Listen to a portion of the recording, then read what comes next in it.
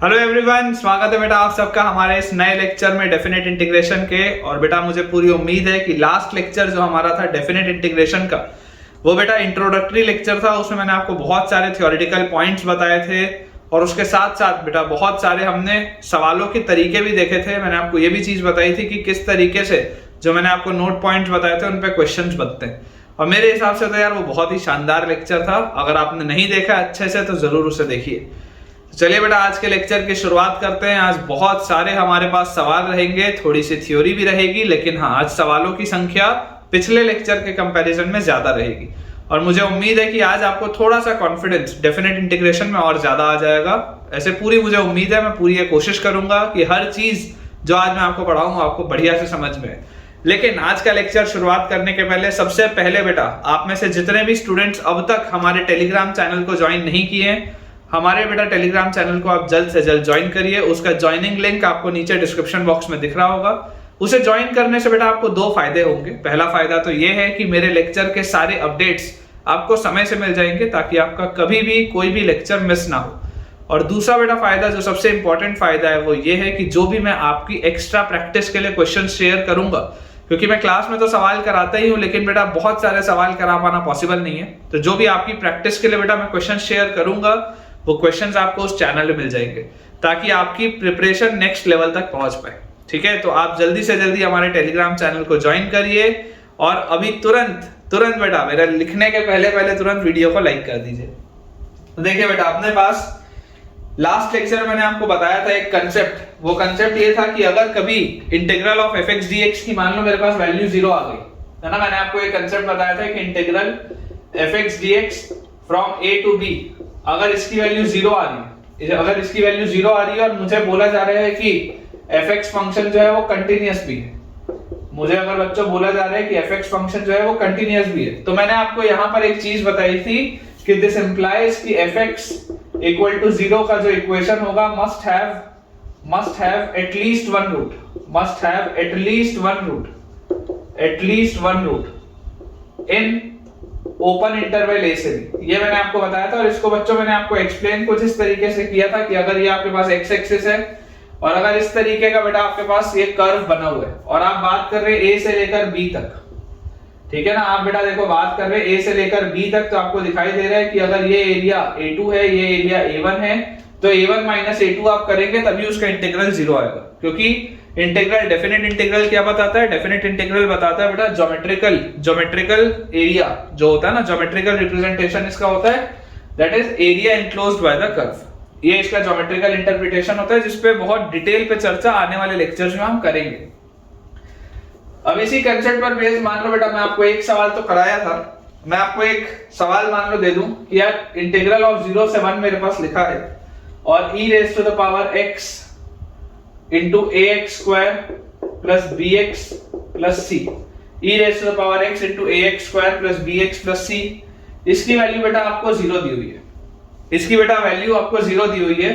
और यहां से मान लो बेटा आपको ये पूछा जाता है कि आप इससे क्या क्या डिड्यूस कर सकते हो, इससे आपको क्या चीज समझ में आती है। ठीक है ना, मान लो अगर मैं आपसे पूछूं कि इससे आपको क्या चीज समझ में आती है, तो आप यार ये बोलोगे कि साहब ये कंटीन्यूअस फंक्शन तो है।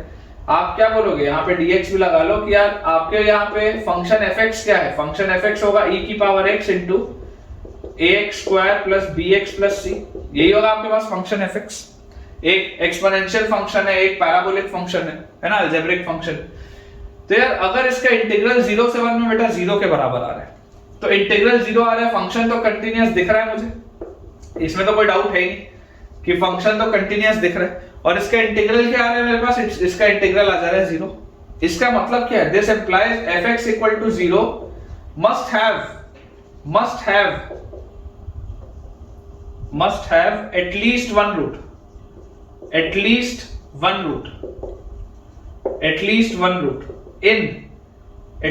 रूट इन ओपन इंटरवल 0 से 1, ये बात होगी। It must have at least one root in open interval 0 से 1, ये बात श्योर है, समझ में आती है। इसका मतलब क्या है कि e की power x into ax square plus bx plus c will be equal to 0 का एटलीस्ट एक सॉल्यूशन होगा 0 से 1, एटलीस्ट एक सॉल्यूशन। अब देखो बेटा ये जो e की पावर x लिखा है ये तो ऑलवेज पॉजिटिव है, तो इसको तो आप सेफली इग्नोर कर सकते हो। e की पावर x जो लिखा है इट इज ऑलवेज पॉजिटिव, है ना, आप उसको बेटा सेफली इग्नोर कर सकते हो, उसमें कोई दिक्कत की बात नहीं है।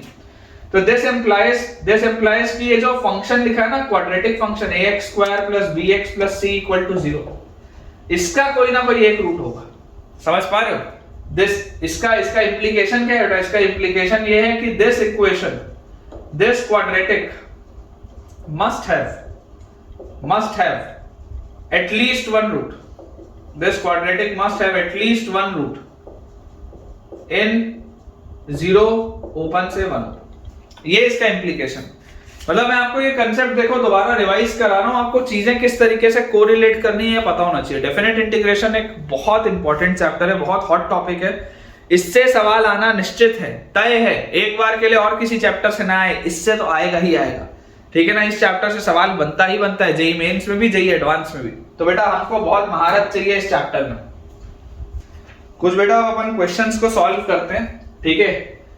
आपके पास थोड़े सवालों की मैं प्रैक्टिस कराता हूं। देखिए सवाल अपने पास लिखा है इंटीग्रल 3 से 8 sine of √x+1 divided by √x+1 dx। ये बेटा आपने पास सवाल दिया। अब आपको जो चीज समझ में आनी चाहिए बेटा वो ये क्या है, वो ये है कि जब तक आपको इनडेफिनिट इंटीग्रेशन नहीं आता होगा तब तक आप डेफिनेट का सवाल तो हिला ही नहीं सकते। एकदम स्पष्ट बेटा ये बात है कि अगर तुमको इनडेफिनेट नहीं आता तो डेफिनेट का सवाल नहीं बनेगा तुमसे। तो सबसे पहले इनडेफिनेट के लॉजिक से सोचो कि sign of √x+1 bye √x+1 अगर मुझे दिया होता तो मैं क्या सबसे मोस्ट लॉजिकल सब्स्टिट्यूशन में क्या करता, मैं आपको बोलता कि यार पुट x+1 = t²। x+1 को मैं आपको t² बोलता तो dx को आप बोलते हैं 2t dt। तो इंटीग्रल में मेरे पास क्या आता, साइन ऑफ √x+1 है तो √x+1 मतलब sin t अपॉन नीचे क्या √x+1 है तो अपॉन t इंटू dx की जगह 2t dt, यही आता क्या। लेकिन बेटा मैंने लास्ट लेक्चर में कसम खाई थी। क्या थी वो कसम? किसी को याद हो तो उस कसम को कमेंट सेक्शन में मेरे को कमेंट करके बताओ, बहुत मजा आएगा। अगर वो कसम किसी को याद है तो वो कसम ये है कि जब भी हम सब्स्टिट्यूशन करेंगे डेफिनेट में, हम जब भी सब्स्टिट्यूशन करेंगे तो लिमिट्स बदलेंगे। लिमिट बदलना बहुत जरूरी है, नहीं तो सवाल गलत हो जाएगा। तो यार x की वैल्यू 3 रखूंगा तो 3 + 1 4 आ जाएगा तो t² 4 है। तो यहाँ पर आपके पास बेटा t की वैल्यू क्या आ जाएगी, 2 आ जाएगी। t की वैल्यू क्या आ जाएगी, 2 आ जाएगी। अब आप बोलने को तो यही बोल सकते हो कि सर या तो 2 होगा या तो -2 होगा, लेकिन भाई -2 नहीं रखोगे ना, -2 रखोगे तो गड़बड़ हो जाएगी, ठीक है, क्योंकि √x+1 को आप t बोल रहे हो ना, √x+1 पॉजिटिव होना चाहिए। तो जैसे ही आप x की वैल्यू बेटा 3 रखेंगे 3 + 1 4 आ जाएगा तो t की वैल्यू यहां से आ जाएगी 2 आपके पास। और 8 अगर रखोगे तो 8 + 1 9 होता है, 9 का आप रूट अगर करोगे तो 3 आ जाएगा आपके पास। ये बात समझ में आनी चाहिए, ठीक है ना। आप नेगेटिव वाले इसलिए नहीं लोगे क्योंकि आपने बेसिकली √x+1 को t बोला। किसी को अगर कंफ्यूजन हो रहा हो ना तो ऐसे बोल देना कि पुट √x+1 = t। तो दिस इंप्लाइज x+1 का वैल्यू आ जाएगा t²। ऐसा लिख लो अगर किसी को कंफ्यूजन हो रहा हो तो, कोई दिक्कत की बात नहीं। तो जैसे ही आप बेटा देखो x की वैल्यू यहाँ पे 3 रखोगे 3 + 1 4 का रूट 2 आता है, इसलिए मैंने 2 लिखा। फिर x+1 में 8 अगर आप रखोगे x को तो 9 का रूट 3 आता है, तो हो जाएगा, कोई दिक्कत की बात नहीं। यहां से क्या आया, t से ये t गया और आपके पास बेटा 2 बाहर आप निकाल लो, 2 बाहर निकल गया। और sin t का इंटीग्रेशन, sin का इंटीग्रेशन क्या होता है, -cos। तो this is -cos t। sin t का इंटीग्रेशन आ गया -cos t। और यहां पर बेटा आपके पास आ गया 2 से लेकर 3 तक। यहां पर आपके पास क्या आ गया, 2 से लेकर 3 तक। अब आपके पास दो तरीके, या तो आप नॉर्मली जैसे आप सॉल्व करते हो वैसे सॉल्व कर लो, या बेटा इस माइनस साइन को बैलेंस करने के लिए आप इंटीग्रल की लिमिट्स को बदल दो, इंटरचेंज कर दो। बात एक ही है। तो अपन ऐसा करते हैं, इस माइनस साइन को बैलेंस करने के लिए चलो ऐसा एक स्टेप मैं और लिख देता हूं। ये अपन ने लिख लिया, यहां पे अपन लिख लेते हैं this is 2 twice of cos t from 3 to 2। आप इसको ऐसा लिख लो, एक ही बात है ना। देखो आपने माइनस साइन को एडजस्ट करने के लिए इंटीग्रल की लिमिट्स को इंटरचेंज कर दिया, स्वैप कर दिया। तो यहां से आपके पास आंसर क्या आ जाएगा, twice of cos 2 minus cos 3, twice of cos 2 minus cos 3, ये अपने पास आंसर आएगा बेटा। और ये जो 2 और 3 मैंने लिखा है वो रेडियन में, डिग्री में नहीं है, ठीक है। अगला सवाल देखते हैं। नेक्स्ट अपने पास बच्चों को जो क्वेश्चन लिखा हुआ है दैट इज इंटीग्रल 0 से लेकर π/4, 0 से लेकर π/4 तक, और आपके पास दिया हुआ है cos 2x times root over 4 minus sine 2x, cos 2x times root over 4 minus sine 2x dx। ये अपने पास बेटा सवाल है, cos 2x times root over 4 minus sine 2x dx। अब इसमें बेटा देखो रेडिकल साइन आपको जरूर दिखाई दे रहा है, लेकिन आपको एक चीज यहाँ पर पता है, क्या पता है मुझको तो यार ये पता है कि देखो साइन का डिफरेंशिएशन में cos आता है, लिखा हुआ है वहां पर। तो आप डायरेक्टली यहाँ पर क्या बोल सकते हो, बहुत सिंपल सी बात है कि आप बोल सकते हो कि यार 4 माइनस साइन 2x को ना आप t बोल दो, 4 माइनस साइन 2x को आप t बोल दो। इससे फायदा क्या होगा, जैसे 4 माइनस साइन 2x को आप t बोलोगे, डिफरेंशिएट करोगे तो माइनस साइन 2x का cos 2x और 2x का 2 dx, this will B dt। ये चीज आएगी मेरे पास। तो इंटीग्रल ऑफ क्या आ गया, इंटीग्रल ऑफ cos 2x। तो cos 2x को आप क्या लिखोगे बेटा, cos 2x will be minus 1/2, देखो ये जो लिखा है ना cos 2x dx, तो cos 2x dx will be minus 1/2 dt। तो माइनस 1/2 तो बाहर निकाल लो आप, और dt आपके पास आ गया लिखा हुआ, ठीक है। और उसके साथ रूट के अंदर क्या लिखा हुआ है बेटा, तो रूट के अंदर आपके पास लिखा हुआ है 4 माइनस साइन 2x, जिसको आपने t बोला था, ये आपके पास लिखा है बेटा, मतलब ये आपके पास लिखा हुआ है रूट t dt, ठीक है। ये आपके पास लिखा हुआ है रूट t dt, ये लिखा है। ये तो बहुत आसान सवाल है, ये तो बहुत ही आसान सवाल है, लेकिन अगेन कसम याद रहनी चाहिए, क्या था कि यार लिमिट्स बदलनी पड़ेंगी। तो देखो x का वैल्यू बच्चों, यहाँ पर आपके पास वेरिएशन x में हो रहा है, x को अगर आप 0 रखोगे sin 0 0 होता है, t का वैल्यू आएगा 4, उसके बाद π/4 अगर रखोगे π/4 तो π/4 रखते ही 2 into π/4 is π/2, sin π/2 क्या होता है, sin π/2 होता है 1, तो 4 minus 1 is 3, ये आ जाएगा मेरे पास, ठीक है। तो यार यहाँ से ये रूट t को आप क्या लिख सकते हो, root t can always be written as t raise to the power 1/2, तो मेरे पास आ जाएगा माइनस हाफ बाहर है, और t की पावर 1/2 विल बी t की पावर 1/2 प्लस 1, मतलब 3/2 अपॉन 3/2। और यहाँ पर बच्चों आपके पास लिमिट्स दी हुई हैं फ्रॉम 4 to 3, लिमिट्स बेटा आपके पास दी हुई है फ्रॉम 4 to 3, ठीक है ना, 4 से 3 तक लिमिट्स है। तो यार यहाँ से ये 2 तो 2 गया आपके पास, तो आ गया माइनस 1/3, और माइनस 1/3 के बाद जब आप 3 रखोगे तो 3 की पावर 3/2, और फिर 4 रखोगे तो माइनस 4 की पावर 3/2, ये आएगा बेटा आपके पास 3 की पावर 3/2 माइनस 4 की पावर 3/2, ये चीज अपने पास आ जाएगी। माइनस साइन को अगर मैं अंदर ले जाऊं सेट करने के लिए, तो मेरे पास ये लिखा हुआ है 4 की पावर 3/2, 4 की पावर 3/2 माइनस 3 की पावर 3/2 अपॉन 3। थोड़ा अगर इसको बेटा अपन सिंप्लीफाई करें तो 4 की पावर 3/2 मतलब क्या होता है, 4 की पावर 3/2 का आप लिख सकते हो 2 का स्क्वायर, तो ये लिखा हुआ है 2 का क्यूब मतलब 8, और उसके बाद ये जो लिखा हुआ है बेटा ये क्या है, 3 की पावर 3/2 मतलब 3 into 3 की पावर 1/2, 3 की पावर 3/2 का क्या मतलब होता है, 3 into 3 की पावर 1/2। तो यार ये तो 3√3 लिखा हुआ है, और डिनोमिनेटर में लिखा हुआ है 3, और ये जो लिखा था 4 की पावर 3/2 मतलब एकदम बचपनों जैसे बेटा मैं तुमको बता रहा हूँ, जिसको 2 का स्क्वायर और पावर 3/2 लिखना तो 2 क्यूब 8 आ जाएगा, आसान है, ठीक है। 8 minus 3√3 divided by 3, 8 minus 3√3 divided by 3, ये अपने पास आंसर आएगा बेटा। डेफिनेट इंटीग्रेशन में आपका कैलकुलेशन बहुत स्ट्रांग हो जाएगा बेटा, आपको कैलकुलेशन बिल्कुल चौकन्ने रहते हुए करना है, गलतियां नहीं होनी चाहिए इसमें। अगला बेटा अपने पास जो क्वेश्चन लिखा हुआ है that is integral of 0 to 1 0 से 1 x times ln 1 plus 2x, x times ln 1 plus 2x, ये बेटा अपने पास सवाल दिया है, ठीक है। अब देखो इस सवाल को बेटा अगर आप समझोगे ध्यान से तो ये बात तो आपको एकदम क्लियरली समझ में आती है कि this is a classic question of by parts, मतलब हर बच्चे को दिखाई देना चाहिए कि यार ये बाय पार्ट्स का सवाल है, सब्स्टिट्यूशन से तो निकलेगा नहीं। एक आपके पास लॉगरिथमिक फंक्शन है, एक आपके पास अलजेब्रिक फंक्शन है। बाय पार्ट्स के लिए बेटा अगर मैं आइलेट बोलूं तो आइलेट के हिसाब से लॉगरिथमिक फंक्शन फर्स्ट होता है, अलजेब्रिक फंक्शन सेकंड होता है, ठीक है, ये चीज अपने पास आती है। तो अगर मैं बाय पार्ट्स लगाऊंगा तो मेरे पास आएगा first function is ln 1 plus 2x into integral of second function, ठीक है, minus complete integral of derivative of first function, derivative of first function is 1 by 1 plus 2x और 2x का 2, derivative of first function into integral of second function is x square by 2 dx।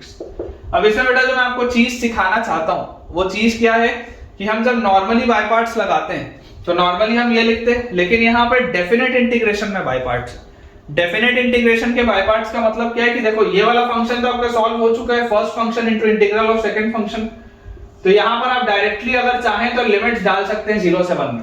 ये मैंने vertical line खींच दी, आप 0 से 1 put कर सकते हो, एक बार 1 डालो फिर माइनस एक बार 0 डालो, ये वाला हिस्सा आपका सॉल्व हो चुका है, जैसे जैसे सॉल्व होता जाएगा वो करते जाना है। और फिर लिखा है ना माइनस कंप्लीट इंटीग्रल ऑफ, तो यहाँ पर भी जो लिमिट्स आएंगी वो क्या आएंगी, 0 से 1 ही आएंगी। बेसिकली आपके ओरिजिनल सवाल का जो लिमिट है वही बाय पार्ट्स में अंदर भी लिमिट आता है, और जो जो फंक्शन सॉल्व होता जाएगा उसमें आप 0 से 1 डाल के हटाते जाइए उसको। तो first function into integral of second function 0 से 1 तक सॉल्व हो गया, माइनस कंप्लीट इंटीग्रल ऑफ 0 से 1 ही है, derivative of first function into integral of second function. तो बेटा ये 2 से 2 तो गया, इसको अगर आप सॉल्व करोगे तो देखो ये आपके पास आ जाएगा ln 1 प्लस 2 की 2 into 1 डालोगे तो 2 into 1/2 माइनस 0 डालोगे तो ln 1 प्लस 0 into 0। ये तो आपका हो गया पहला वाला फंक्शन। उसके बाद क्या लिखा हुआ है, माइनस इंटीग्रल ऑफ। अब बेटा ध्यान से देखो आपके पास लिखा हुआ है 0 से 1, 0 से 1, और अपने पास यहां पर लिखा है x square dx upon 1 plus 2x, x square dx upon 1 plus 2x। बेटा ये चीज लिखी है। अब याद करिए, ऊपर बड़ा पावर नीचे छोटा पावर, इनडेफिनेट को अगर मैं याद करूं तो मैं आपको बोलूंगा सबसे पहले आप इसका ऐसा बनाओ, 1/4 लिखो और अंदर भी एक 4 लिखो, लिख सकते हो। देखो इफेक्टिवली तो सेम ही है, 4 से 4 बैलेंस हो जाएगा। और यहां पर बेटा मैं आपको बोल रहा हूं कि आप ऐसा करिए, आप एक -1 + 1 और कर दीजिए। आप इसमें ऐसा करिए कि आप एक -1 + 1 और कर दीजिए। ये करने से फायदा क्या होगा देखते हैं। ये तो आपके पास आ गया 1/2 ln 3, ये वाली चीज तो ln 1 0 होती है तो ये तो 0 हो गया। और फिर लिखा हुआ है -1/4 और इंटीग्रल ऑफ, ब्रैकेट लगा लेता हूं बेटा यहाँ पे, -1/4 फिर ब्रैकेट लगा लेते हैं। ये लिखा हुआ है इंटीग्रल ऑफ 0 से 1 4x स्क्वायर -1 अपॉन 2x + 1 और plus integral of dx by 2x + 1। ये अपने पास लिखा है बेटा, यहां पर भी एक dx, ये अपने पास लिखा है, मैंने इसको ब्रेक कर दिया। बेसिकली ये मैंने क्यों किया था बेटा, ये मैंने इसलिए किया था क्योंकि ये जो 4x स्क्वायर -1 है, मुझे पता है ये 2x - 1 into 2x + 1 मैं इसको लिख सकता हूं। a स्क्वायर - b स्क्वायर क्या होता है बेटा, a - b into a + b, तो a + b से ये नीचे वाली चीज कटेगी ना। सोचो, ये जो 4x स्क्वायर -1 बेटा मैंने यहां पर लिखा है, इस 4x स्क्वायर -1 को मैं काट के जरा ध्यान से देखेंगे, क्या मैं इसको 2x - 1 into 2x + 1 लिख सकता हूं क्या? 2x - 1 into 2x + 1 लिख सकता हूं, और ये वाला 2x + 1 और ये वाला 2x + 1 कट जाएगा, ठीक है ना, ये कट जाएगा। तो फाइनली मेरे पास देखो क्या आ रहा है, 1/2 ln 3 -1/4। अब अंदर देखो, जैसे ही आप 2x को इंटीग्रेट करोगे, x का x² 2 होता है, तो यहां पर आपके पास आ गया 2x में x² और -1 में आ गया क्या, -x। लिमिट्स आपके पास है 0 से लेकर 1 तक, इतना हिस्सा तो सॉल्व हो गया इंटीग्रेट होके। और dx बाय 2x + 1 याद करो बेटा, इंडेफिनेट में पढ़ा है, dx बाय ax + b क्या होता है, ln ax + b divided by a। तो यहां से आपके पास आ जाएगा plus ln mod of 2x + 1 divided by 2, क्योंकि x का कोफिशिएंट यहां पर क्या है, 2 है, तो आपको 2 से डिवाइड करना पड़ेगा। और लिमिट्स क्या है, 0 से लेकर 1 तक, ये अपने पास। अगर बच्चों इसको सॉल्व करेंगे तो अपने पास आ जाएगा 1/2 ln 3 -1/4।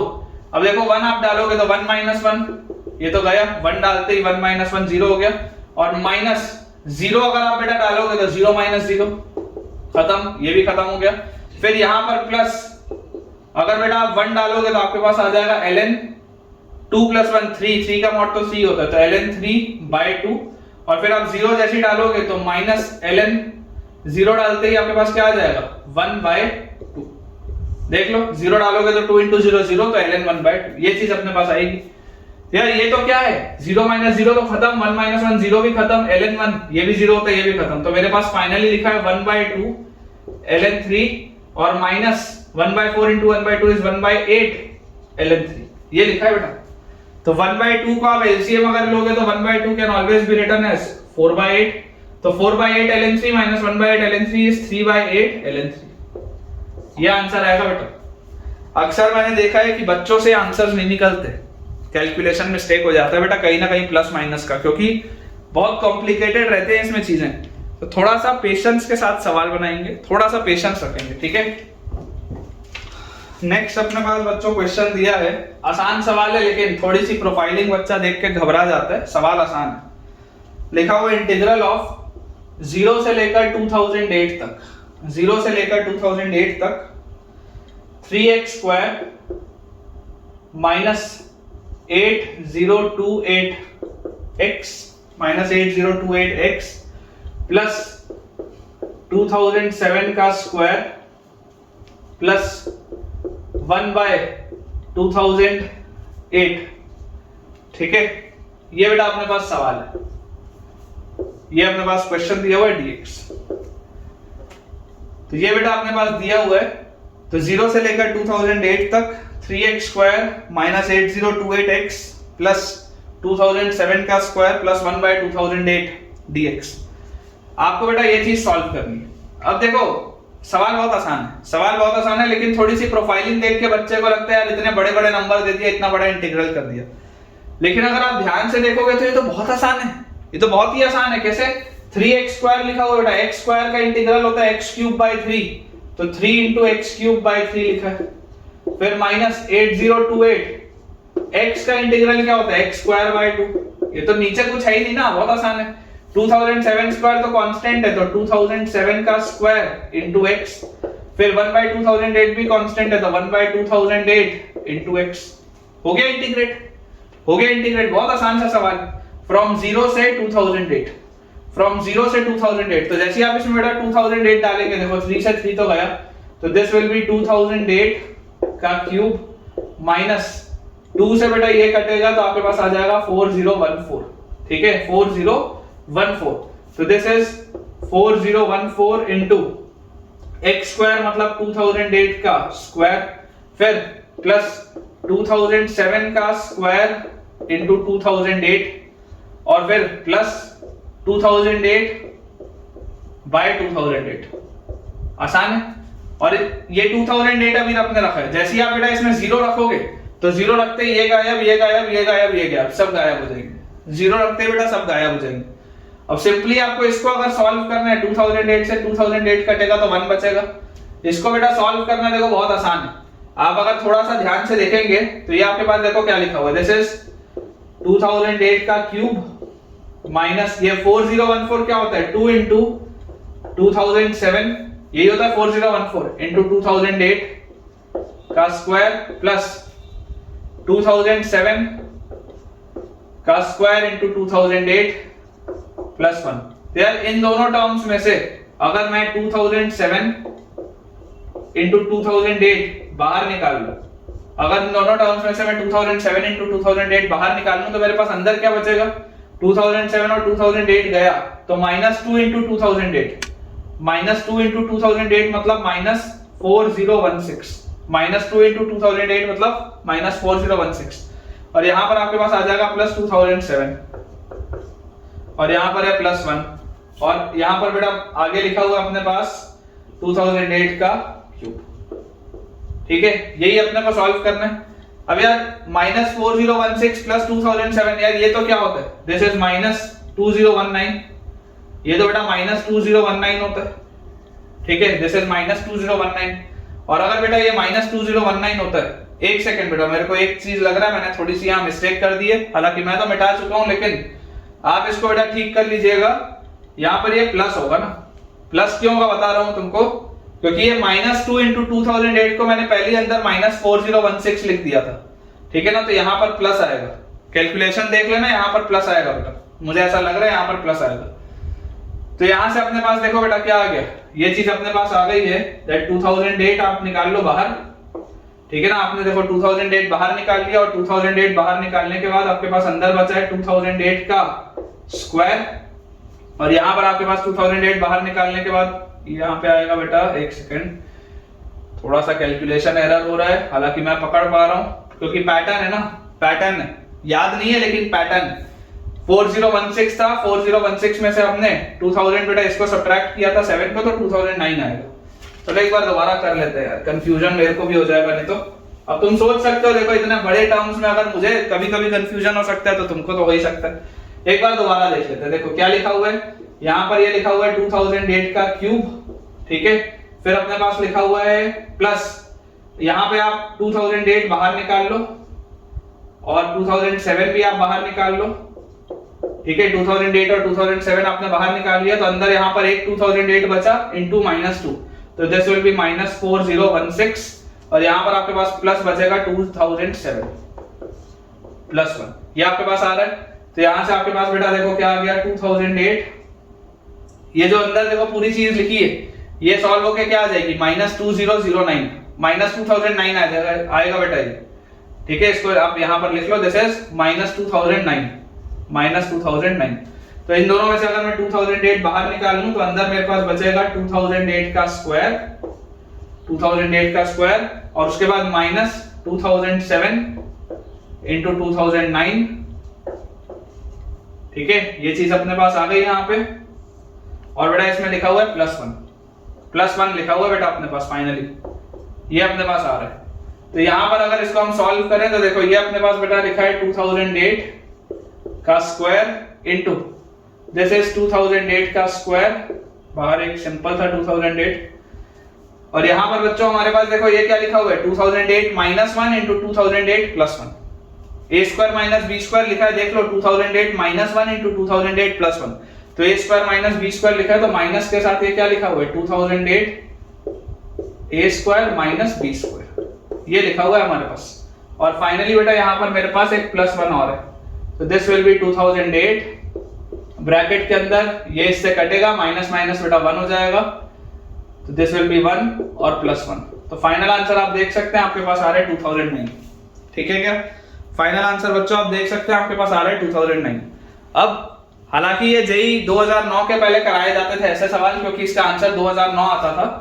इसी में अगर बेटा मैं वैल्यूज बस बदल दूं ना, सिंपली अगर बस मैं वैल्यूज बदल दूं, यहां पर अगर मैं 2023 डाल दूं, यहां पर अगर मैं जैसे देखो यहां पर ये क्या लिखा हुआ है 2007 का इंटू 4 लिखा हुआ है ना, तो अगर मैं इसको 2013 इंटू 4 लिख देता 23 इंटू 4, तो ये 2023 के जेई के लिए भी सवाल बनाया जा सकता है। मैं आपको ये बोल रहा हूँ, ठीक है, कि अगर आप थोड़ा सा वैल्यूज के साथ प्ले करोगे तो आपका फाइनल आंसर 2023 आ जाता। तो ऐसे सवाल जेई में आते हैं, कभी कभी ऐसे सवाल भी जेई में आते हैं, जब ऐसे बड़े बड़े टर्म्स दिख रहे होते हैं ना, तो ऐसे वाले सवाल कई बार जेई के होते हैं कि जिसमें कि 2023 आंसर आ रहा होता है, या तुम जैसे 2023 में पेपर देने वाले हो, तुम्हारा हो सकता है आंसर कोई इंटीजर टाइप का 2023 भी हो। 100% ऐसा होता ही है, बहुत बार ऐसा होता है, ठीक है। तो हालांकि थोड़ा सा यार ये कैलकुलेटिव सवाल था, लेकिन आसान है। प्रोफाइलिंग डिफिकल्ट है, लेकिन बेटा बच्चा इसको कंफ्यूज कर जाता है सॉल्व करने में। मैं भी आपको बोलते बोलते मैं देखो 2-3 बार चीजें गलत लिख दिया, ठीक है ना। तो आपको समझना पड़ेगा कैलकुलेशन में, आपको बेटा बहुत ध्यान से इसको कैलकुलेट करना है। अगला बेटा अपने पास क्वेश्चन दिया है integral 2 to 4 root over x square minus 4 divided by x raise to the power 4 dx। Integral 2 to 4 root over x square minus 4 divided by x raise to the power 4 dx। अब बेटा देखो ये आप अगर indefinite के concept से सोचोगे तो बेटा ये सिंपल सवाल कोटर का, ठीक है ना। This is the classic question of कोटर। अगर किसी बच्चे को ये नहीं पता कि कोटर क्या होता है, और मतलब इसका मतलब ये है कि तुमने मेरे इंडेफिनेट के लेक्चर नहीं देखे, अगर तुमको कोटर नहीं पता तो, ठीक है। तो देखो जाके देख लेना, अगर नहीं आता होगा तो जाके देख लेना, इंडेफिनेट में मैंने कराया हुआ है, प्लेलिस्ट में आप जाके देखेंगे, किसी एक आध वीडियो में आपको मिल जाएगा डिस्क्रिप्शन में। खैर कोटर बेटा ये बोलता है कि आप इमेजिन करके देखो, अगर मैं न्यूमरेटर में से x स्क्वायर बाहर खींचूं, ये 2 to 4 तो लिखा ही है, अगर मैं रूट में से x स्क्वायर बाहर निकालूं तो x स्क्वायर बाहर निकालूंगा तो रूट से x बन के निकलेगा, और रूट के अंदर क्या आएगा 1 minus 4 by x square. Root के अंदर आपके पास आएगा 1 माइनस 4 बाय x स्क्वायर, और डिनोमिनेटर में क्या लिखा हुआ है x की पावर 4 dx। ये लिखा हुआ है अपने पास सवाल, ठीक है क्या, यही अपने पास सवाल लिखा है। तो यार यहां से आप देखो ये x से x की पावर 4 कटेगा तो x क्यूब बचेगा, और अब तो बन गया। कैसे बन गया, जैसे ही आप देखेंगे कि यार 1 माइनस 4 बाय x स्क्वायर जो है इसको अगर आप t स्क्वायर मान लो, 1 माइनस 4 बाय x स्क्वायर को बेटा अगर आप t स्क्वायर मानोगे तो यार यहां से आपके पास क्या आएगा, या आप इसको ऐसा बोल दो 1 minus 4 root over 1 minus 4 by x square को आप t बोल दो, और यहां से आप बोल सकते हो कि 1 minus 4 by x square will be t square, ठीक है। 1 minus 4 by x square will be t square. Differentiate अगर करोगे तो 1 तो गायब, माइनस 4 इंटू x की पावर माइनस 2, x की पावर माइनस 2 है तो माइनस 2, और बाय x की पावर 3, x की पावर माइनस 2 है, डिफरेंशिएट करोगे तो माइनस 2, और x की पावर माइनस 3 होगा तो बाय x क्यूब लिख दिया। dx will be equal to 2t dt। 2 से बेटा ये एक 2 गया, माइनस से ये माइनस गया, तो आपके पास क्या चीज आ रही है बेटा, आपके पास ये आ जा रहा है इंटीग्रल ऑफ यहां पर हमारे पास देखो root of 1 minus 4 by x square को अपन ने टी बोला था, तो ये आ गया टी। और उसके बाद ये जो dx बाय एक्स क्यूब है बेटा, dx बाय एक्स क्यूब, देखो ध्यान से, ये dx by x cube, dx by x cube क्या होगा बेटा, dx by x cube will be 1 by 4 t dt। देखो यहाँ पे 4 बच रहा है ना, 4 यहाँ नीचे उतरेगा, तो dx by x cube will be 1 by 4 t dt। तो 1 बाय 4 इंटू टी dt, ये आपके पास आएगा बेटा चीज, ये चीज आएगी आपके पास। और हमको ये याद होना चाहिए कि हमको लिमिट्स बदलनी, क्योंकि यहाँ पर ये x के टर्म्स में था, यहाँ पर ये t के टर्म्स में, तो पागल जैसे 2 से 4 मत डाल देना, गलत हो जाएगा। आप देखो यहाँ पर जैसे ही बेटा आप x की वैल्यू 2 रखोगे, x की वैल्यू 2 रखते ही क्या आएगा, 2 का स्क्वायर 4, 4 बाय 4 1, 1 माइनस 1 0, तो t का वैल्यू 0 आएगा। और जैसे ही आप x का वैल्यू 4 रखोगे तो 4 square 16, 4 by 16 is 1 by 4, 1 minus 1 by 4, 1 minus 1 by 4 is 3 by 4, 3 by 4 का रूट, 3 बाय 4 का रूट इज रूट 3 बाय 2। ये आएगी बेटा लिमिट्स, देख लो आप रख के 4 यहां पर रखोगे तो ये रूट 3 बाय 2 आएगा आपके पास, ठीक है। तो यार यहां से मेरे पास ये क्या लिखा है, दिस इज 1 बाय 4 और integral of t square, integral of t square is t cube by 3 from 0 to root 3 by 2, ठीक है क्या। तो यार यहां से मेरे पास 1 बाय 12 तो बाहर निकाल लो, रूट 3 बाय 2 अंदर रखोगे तो रूट 3 बाय 2 का क्यूब और 0 रखोगे तो माइनस 0।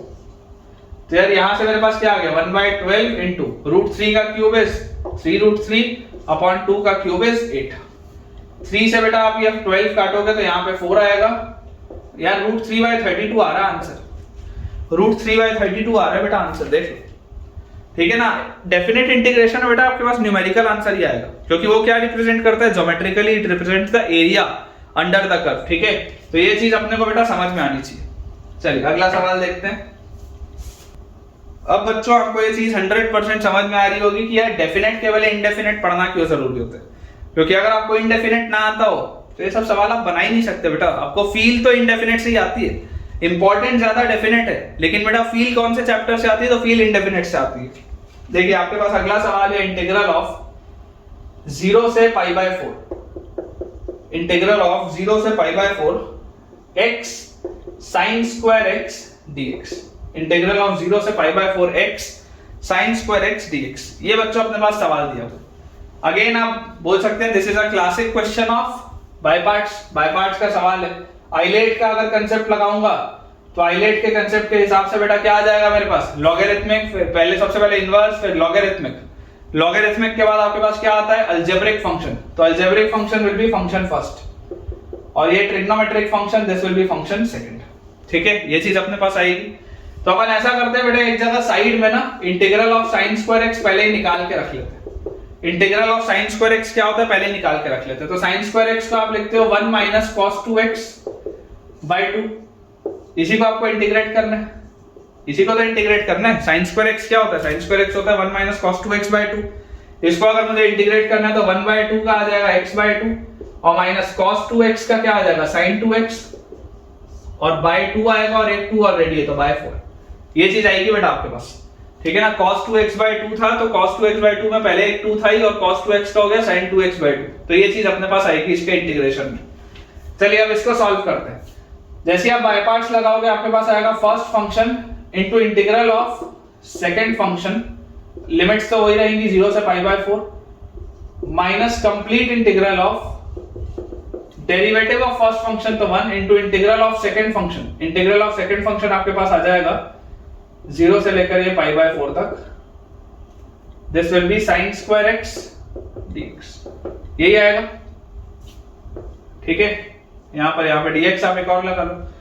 तो ये बेटा अपने पास देखो पूरी चीज आएगी, first function into integral of second function minus complete integral of derivative of first function minus complete integral of derivative of first function into integral of second function, ठीक है। अब अपने को बेटा एक चीज जो ध्यान रखनी है, मैंने यहां पर देखो जरूर ये लिखा है आपको समझाने के लिए, लेकिन यहां पर बेटा आप अगर बोलोगे ना तो यहां पर अंदर वो लिमिट्स नहीं आएंगी, लिमिट सिर्फ बाहर वाले में आती है। डेफिनेट इंटीग्रेशन में अंदर वाले में बेटा लिमिट्स नहीं आती, अंदर वाले में इंडेफिनेट ही होता है। ये चीज जनरली बच्चों को नहीं पता होती, इसमें गलती हो जाती है। ये चीज जनरली बच्चों को नहीं पता होती, इसमें गलती हो जाती है। हर जगह बेटा लिमिट्स वही नहीं आती। देखो first function into integral of second function, इतने में ये सॉल्व हो जाएगा, minus complete integral of derivative of first function. यहां पर भी बेटा अगर आप देखेंगे ना तो ये जो इंटीग्रल ऑफ मैंने सेकंड फंक्शन बोला है, इसमें भी देखो ये जो 0 से पाई बाय 4 है, ये 0 से पाई बाय 4 फाइनली लिमिट्स डलती हैं, फाइनली 0 से पाई बाय 4 लिमिट्स डलती हैं, सिर्फ इसमें नहीं डलेंगी। इस बात को समझिए आप, ये जो 0 से पाई बाय 4 लिमिट डलेगी ना, वो सिर्फ फाइनल डलती है 0 से पाई बाय 4, बीच में नहीं डलती। क्योंकि यहां पर अगर बेटा आप समझो, इस बात को समझो, ये दोनों जगह मैंने जानबूझ के लिखा है। यहां पर अगर मैं 0 से पाई बाय 4 लिख देता तो यार फिर तो सिर्फ यही आपके पास एक कांस्टेंट निकल के आता, ये तो x हो जाता बचा हुआ। वैसे यहां पर देखो, अगर आप बेटा अंदर पे सिर्फ लिमिट डाल देते तो फिर तो बाहर वाली लिमिट का कोई यूज ही नहीं होता। लिमिट आपको फाइनली डालनी है, पहले नहीं डालनी, ठीक है ना। पहला स्टेप क्या होता है? पहला स्टेप होता है कि आप इनडेफिनेट से सॉल्व करो, और इनडेफिनेट से सॉल्व करने के बाद फिर आप लिमिट्स लगाओ। तो जो एक्यूरेट तरीका है लिखने का, ठीक है, अभी मैं आपको सिर्फ लिखने के हिसाब से समझा रहा था, अब देखो आप एक्यूरेट तरीका समझो। एक्यूरेट तरीका होता है कि आपको सवाल मान के चलना है कि ये x sin स्क्वायर x लिखा है ना, तो आप इसको लिखेंगे first function into integral of second function, कोई लिमिट्स नहीं, कोई लिमिट्स नहीं, minus complete integral of derivative of first function into integral of second function. कोई लिमिट्स आप कहीं पर भी मत लिखो, कोई भी लिमिट्स कहीं पर भी आप बेटा मत लिखो। फाइनली जब ये पूरा सॉल्व हो जाएगा ना, तब आप बेटा लिमिट डाल देना 0 से पाई बाय 4, ये इसका मतलब होता है, ठीक है। डेफिनेट इंटीग्रेशन में बेटा जब बच्चा पाई पार्ट्स लगाता है ना तो गलतियां होती है, ठीक है। तो आप आधा अधूरा मत करो कुछ, पहले आप पूरा सॉल्व करो। First function into integral of second minus complete integral of derivative of first into integral of second. बीच बीच में कहीं पर भी लिमिट्स मत लगाना, नहीं तो गलतियां हो सकती है। मैं दोबारा बोल रहा हूं, ये पॉइंट बहुत ही कम लोग एम्फसाइज करते हैं बेटा, और बच्चों से अक्सर बाय पार्ट्स में ही गलती होती है। अगर आपको ये चीज नहीं पता थी तो अभी मुझे कमेंट्स में आप मुझे बताइए, तुरंत बेटा वीडियो पॉज करके बताइए कि हाँ सर ये वाला कंसेप्ट कि डेफिनेट में बाय पार्ट्स कैसे लगाते हैं, हमको कंफ्यूजन था। अगर था तो मुझे बताइएगा। और इस बात को याद रखिएगा बेटा कि सेफेस्ट मेथड होता है, पहले आप सवाल अपना सॉल्व कर लो, आखिरी में लिमिट्स लगा दो, सेफेस्ट तरीका। तो यार यहां से देखो आपके पास क्या आ जाएगा, x तो है, integral of sin square x क्या होता है? Integral of sin square x होता है x by 2 minus sin 2x by 4, minus sin 2x by 4। ये तो हो गया सॉल्व, ये चीज तो सॉल्व हो गई। आप चाहो तो इतने में 0 से पाई बाय 4 में लिमिट्स लगा सकते हो, कोई दिक्कत नहीं है। मैंने जो लास्ट एक क्वेश्चन बेटा किया था जिसमें x times ln of 1 plus 2x वाला सवाल था, उसमें मैंने बाय पार्ट्स लगाया था, तो ऐसे ही लगाया था। पहले मैंने एक हिस्से को सॉल्व कर लिया था, उसके बाद बाय पार्ट्स लगाया था, ठीक है। तो क्योंकि ये वाला पार्ट सॉल्व आपका हो चुका है, तो आप अगर चाहें तो 0 से पाई बाय 4 की लिमिट्स इतने हिस्से में लगा सकते हैं, कोई हर्ज नहीं है, आंसर में कोई फर्क नहीं पड़ेगा। उसके बाद minus complete integral of derivative of first into integral of second, तो आपके पास लिखा हुआ है इंटीग्रल ऑफ बोलो क्या लिखा है, integral of sin square x क्या था, x by 2 minus sin 2x by 4, ठीक है। ये हमारे पास था dx, ये चीज थी। अगर आपको यहां पर भी बेटा अभी लिमिट्स नहीं लगानी है तो आप इग्नोर कर सकते हैं, कोई दिक्कत नहीं। फाइनली भी लगाओगे, बीच में भी लगाओगे, कोई दिक्कत नहीं है बेटा, आंसर वही आएगा, आंसर वही आएगा। मैंने बीच से हटा दिया, फाइनली लगाएंगे, कोई बात नहीं। तो यार यहां से मेरे पास क्या आ गया, x अंदर गया तो x स्क्वायर बाय 2, फिर x अंदर गया तो minus x sin 2x by 4। ये तो ऑलरेडी सॉल्व हो चुका है, इसमें कुछ करना नहीं।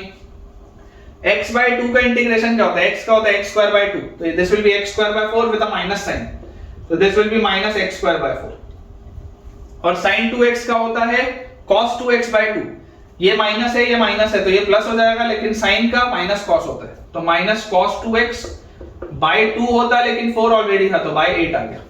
फाइनली देखो पूरा इंटीग्रेट होके ये आएगा बेटा। आप अगर चाहें तो लास्ट स्टेप पे भी लगा सकते हैं अपने लिमिट्स को, कोई भी दिक्कत की बात नहीं। तो यहां से बेटा देखो, आप जैसे इसमें पाई बाय 4 रखोगे, पाई बाय 4 रखते ही आपके पास आ जाएगा पाई स्क्वायर बाय 4 का स्क्वायर कितना होता है, 4 का स्क्वायर होता है 16 और 2 32 आएगा सबसे पहला टर्म। पाई बाय 4 रखोगे तो पाई स्क्वायर 4 स्क्वायर 16 और 2 32। फिर पाई बाय 4 यहां पर अगर रखोगे तो देखो 2 into pi by 4 sine pi by 2, ये तो 1 हो गया, और पाई बाय 4 पहले रखूंगा तो minus pi by 16, minus pi by 16। फिर पाई बाय 4 यहां रखूंगा तो मेरे पास क्या आ जाएगा, पाई स्क्वायर बाय 16 और 4 64, तो minus pi square by 64, minus pi square by 64। और उसके बाद बेटा पाई बाय 4 अगर यहां पर रखेंगे तो cos of 2 into pi by 4 मतलब cos pi by 2, cos pi by 2 तो 0 होता है, खत्म। माइनस अब आप 0 रखना चालू करोगे, 0 रखोगे ये गायब, ये गायब, ये गायब। यहां पर बेटा जैसे ही आप 0 रखोगे तो cos 0 1 होता है, दिस इज माइनस 1/8, ये आएगा आपके पास। चेक कर लीजिए बेटा, ये चीज आएगी। अब इसको अगर हम सिंपलीफाई करें तो हमारे पास बच्चों देखो एलसीएम क्या आ रहा है, एलसीएम आ रहा है 64, 32 इंटू 2 होता है तो ये आ गया 2 पाई स्क्वायर, 16 इंटू 4 होता है तो ये आ गया -4 पाई, 64 इंटू 1 होता है तो ये आ गया -पाई स्क्वायर, और 8 इंटू 8 होता है तो ये आ गया +8, क्योंकि माइनस माइनस बैलेंस हो जाएगा। तो फाइनल आंसर बेटा अपने पास जो आ रहा है that is 2 pi square minus pi square is pi square -4 pi +8 divided by 64।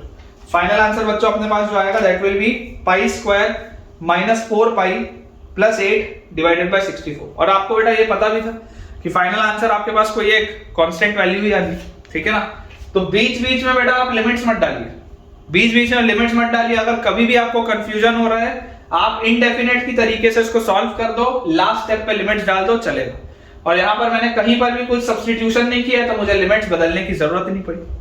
ये बेटा कंसेप्ट आपको कैसा लगा मुझे कमेंट्स में जरूर बताइएगा। नेक्स्ट बेटा अपने पास जो क्वेश्चन लिखा है दैट इज इंटीग्रल ऑफ 0 से half x cos inverse x divided by √1 minus x square dx। Question है x cos inverse x divided by √1 minus x square dx, ठीक है क्या। ये बेटा क्वेश्चन है। अब देखो थोड़ा सा कॉम्प्लिकेटेड क्वेश्चन दिख रहा है, लेकिन एक अप्रोच मैंने आपको बताया था कि इनवर्स फंक्शन जो होता है वो एक एंगल के बराबर होता है।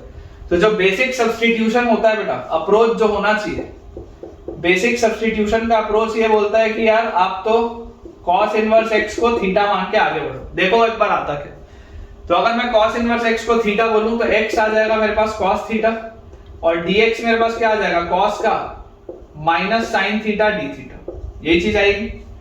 तो सवाल क्या बन गया, सवाल बन गया इंटीग्रल ऑफ x की जगह cos theta into cos inverse x की जगह theta divided bye √1 minus cos square theta. 1 minus cos square theta होता है sin स्क्वायर थीटा, उसका रूट आ जाएगा sin थीटा इनटू आपके पास क्या लिखा हुआ है dx की जगह आएगा minus sin theta d theta. और लिमिट्स की अगर बेटा मैं बात करूं तो देखो आपने बेटा क्या बोला है, आपने यहां पर वेरिएशन x में था, आपके पास बच्चों वेरिएशन किस में था, x में।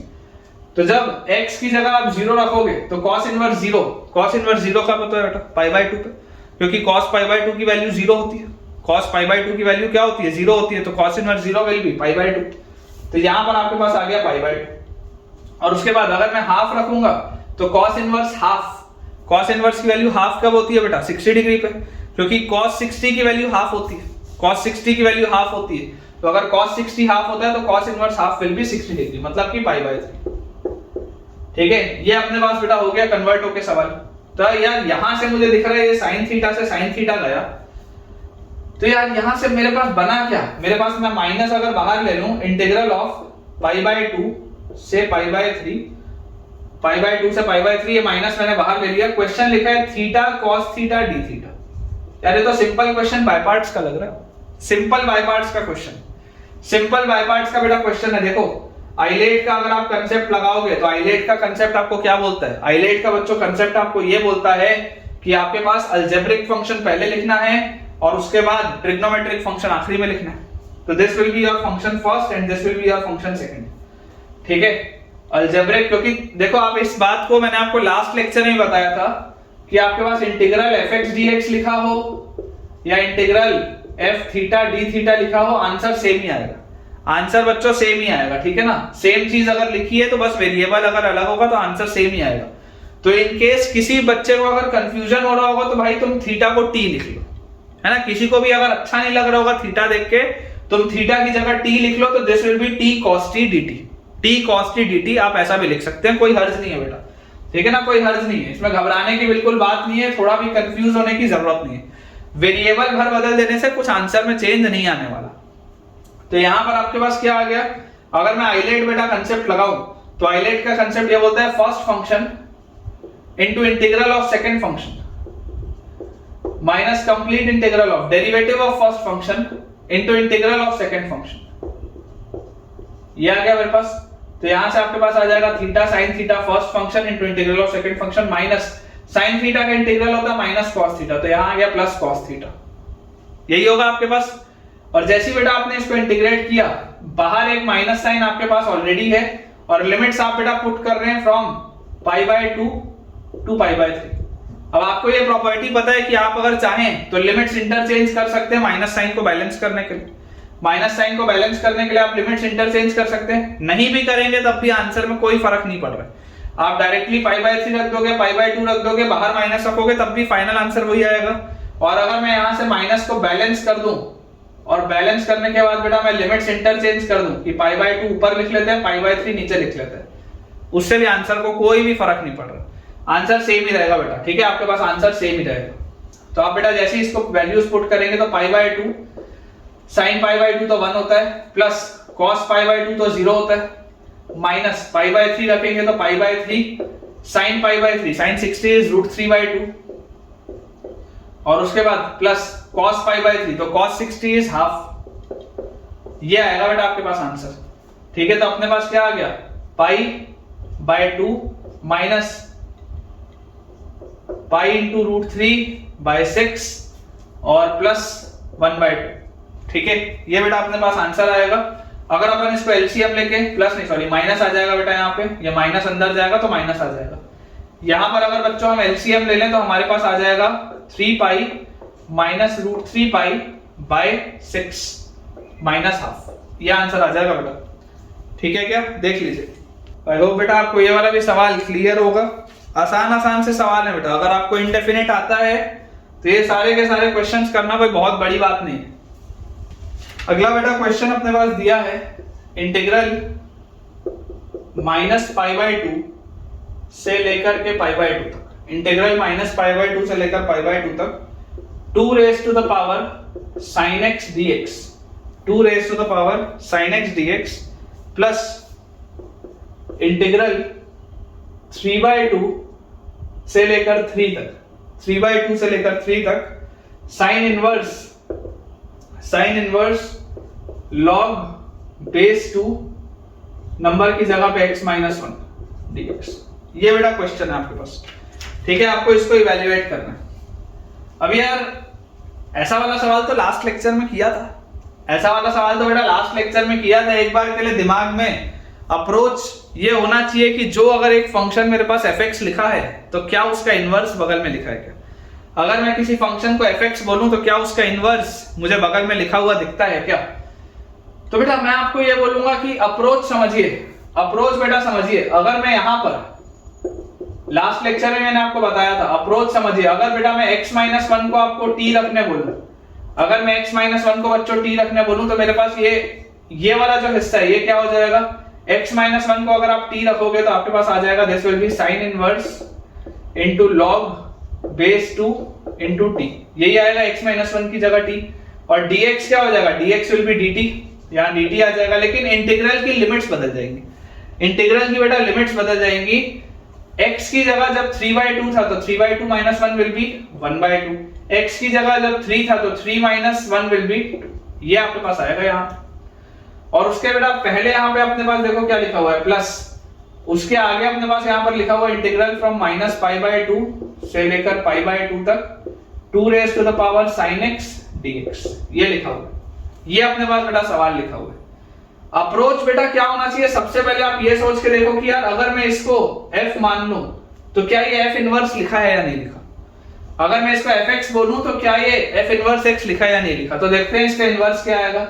if y is equal to 2 sin x, तो यहां से बेटा आप जैसे ही log लेंगे at the base 2 तो आपके पास आ जाएगा log y to the base 2 will be equal to sin x and x will be equal to sin inverse log y to the base 2। यार ये तो वही चीज आ रही है, वेरिएबल ही तो अलग है, बाकी तो वही चीज आ रही है। देख लो sin inverse log y to the base 2 sin inverse log t to the base 2, बात तो वही है। तो ये बात तो श्योर है कि अगर ये f है तो भाई साहब ये जो फंक्शन आ रहा है ये f इनवर्स तो आ रहा है, इसमें तो डाउट नहीं है। बीच में प्लस साइन होना चाहिए था, प्लस साइन भी है। कल मैंने एक सवाल आपको कराया था जिसमें प्लस साइन नहीं था बीच में, इसमें तो प्लस साइन भी। अब यहां पर मुझे देखना है कि क्या fa का वैल्यू c के बराबर और क्या fb का वैल्यू d के बराबर हो रहा है या नहीं हो रहा। तो आप यहां पर बेटा -π/2 रखो, -π/2 रखोगे तो क्या आ जाएगा आपके पास sin of -π/2 which is -1, 2 is half, बिल्कुल सही, बिल्कुल सही है। और अगर π/2 रखूंगा तो π/2 में sin π/2 is 1, 2 की पावर 1 is 2, ये भी बिल्कुल सही। ठीक है, मतलब ये बात तो श्योर हो गई कि ये वही वाला सवाल हो गया, BD माइनस AC वाला। क्या सवाल हो गया? BD माइनस AC वाला। तो इसका answer will be pi by 2 into 2 minus pi by 2 into half. Answer will be pi by 2 into 2 BD minus AC। तो AC will be minus pi by 2 into half. तो अपने पास आ जाएगा बेटा पाई और minus minus balance हो जाएगा तो plus pi by 4। तो फाइनल आंसर यार अपने हिसाब से जो आ रहा है that is 5 pi by 4। Check कर लीजिए फाइनल आंसर बेटा अपने हिसाब से जो आएगा that will be 5 pi by 4। ठीक है, अच्छे सवाल है बेटा ये। जितने ज्यादा आप ऐसे सवाल करेंगे उतना ज्यादा बेटा आपका देखो कंसेप्ट क्लियर होगा। ठीक है, नोट बेटा डाल के अपन कुछ इंपॉर्टेंट इंटीग्रेशन देख लेते हैं डेफिनेट के जो अपने को याद रखने। ठीक है ना, नोट डाल के अपन कुछ इंपॉर्टेंट बेटा इंटीग्रेशन देख लेते हैं डेफिनेट के जो हमको याद रखने हैं। हालांकि आप उसको चाहें तो घर पे अपने डिराइव भी कर सकते हैं, कोई हर्ज की बात नहीं है।